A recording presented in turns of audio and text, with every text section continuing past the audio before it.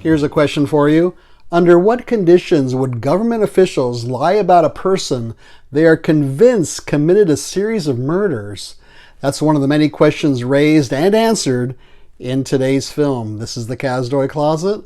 I'm Kazdoy. This is my closet full of all the stuff that I love.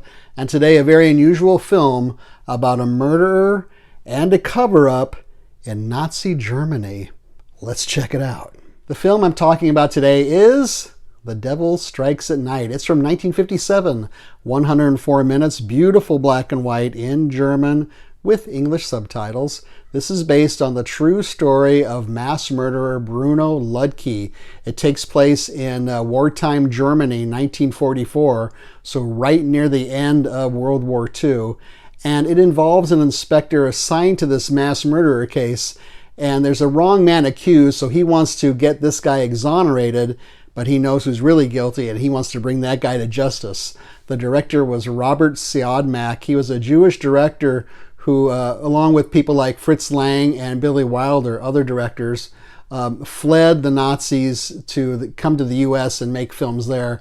And he made several classic film noirs, including The Spiral Staircase, Phantom Lady, The Killers, and Crisscross. And then, unlike some other directors who fled to the U.S., he went back to Germany, and that's where he made several films at the end of his career, including this one, The Devil Strikes at Night.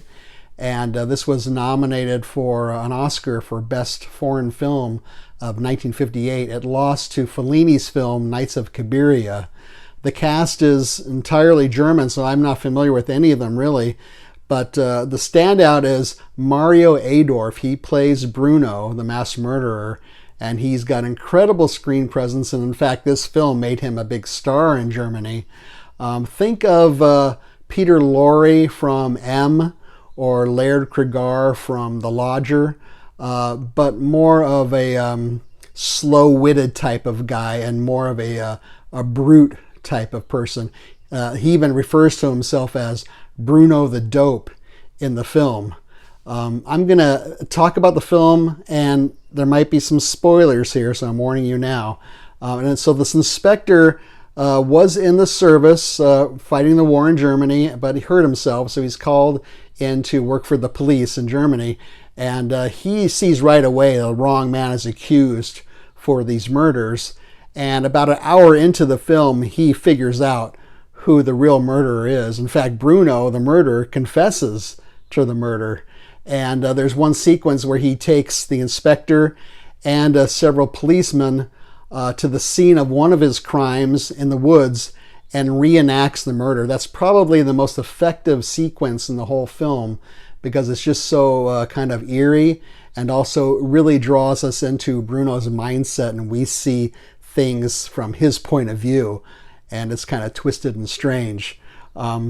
So the only problem is the Gestapo official who learns about this case, he's got some other plans. He doesn't want Bruno to be the one who's convicted for this for several reasons. And one of them is he's been committing murders for years, so it looks bad that it took this long for the Gestapo to catch him. It makes them look inadequate and ineffective. So he's trying to gloss this over. Meanwhile, the inspector is kind of fighting this, and he's trying to find justice. But the Gestapo official says, justice has a new definition. Justice is whatever benefits the German people. And then follows that up with, justice is dead. In fact, that whole sense of immorality and corruption and evil permeates this entire film from beginning to end. Also present throughout the film is the war. We hear air raid sirens, radio reports, people talking about the war. We see debris in the streets and in some of the buildings. Some of the buildings are falling apart. And there's also this sense that the authorities are lying to you. Everything the Gestapo and the Nazi officials are telling you is just pure propaganda, and you can't believe it. And interestingly also, you have civilians making sarcastic remarks to each other about what's going on and about how ridiculous the Nazis are and how they're really losing this war and there's no future for them. There's only a couple of references really to the Holocaust. And there's one scene where Bruno is delivering some potatoes to this woman, and he has to do a secret knock, he finds out. And he opens the door, and this woman's in there, and she explains to him that she's hiding. She's Jewish. Her entire family's gone. But that's the only scene the time we see her, and she's not mentioned anymore, but it's a very effective scene. The other thing is, and here's another spoiler, is the inspector is punished for trying to achieve justice in this corrupt, immoral atmosphere. And so the way he's punished is he's demoted to a private, and he said, we're sending you to the front, even though this guy's has a bad leg from the war. And so at the end, all these German soldiers are getting on trains and heading to the front, where we know they're not going to make it because the war is almost over. And those trains they're boarding and they're leaving, at least for me, reminded me of the trains that sent all the victims to the concentration camps. So for this film, I'm going to give this a rating of 4 potatoes out of 5. White potatoes, well, that's what Bruno delivers, and that's what he's always eating, these big giant potatoes, and he shoves the whole thing in his mouth. There might be some question about whether this is noir or not. The czar of noir, Eddie Moeller, does do the liner notes on the back, but he doesn't really mention it's noir. But some of the scenes are noir looking, but it's a lot of different things. It's a police procedural, it's a psychological drama, it's historical drama.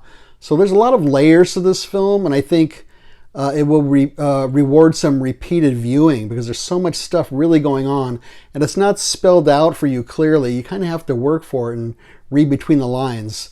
This also was very difficult to see for many, many years, and now Kino has just brought it out again, so now you can see it. The picture looks great. The audio sounds fine. The extras, there is only one extra. That's a commentary by Imogen Sarah Smith. She's one of the premier film writers specializing in noir quite often. And I always enjoy reading her stuff and seeing her on some extras in some of these Blu-rays. The cover is kind of odd because this never happens. There's no Nazi official strangling a woman, so I don't even know what this cover means. And I'm not sure what the title means, Devil Strikes at Night, because it doesn't always happen at night. So where can you see this one? Well, you can always buy it. You can always probably rent it. I haven't seen it streaming anywhere. And you could try your local library, but that could be a tough one to find there. So, The Devil Strikes at Night, very interesting film. And hope you like this video. Feel free to leave a comment or suggestion down here. Or leave a thumbs up. Don't leave a thumbs down. Subscribe would be great. Share this with your friends and neighbors. Otherwise, thanks for watching. See you next time.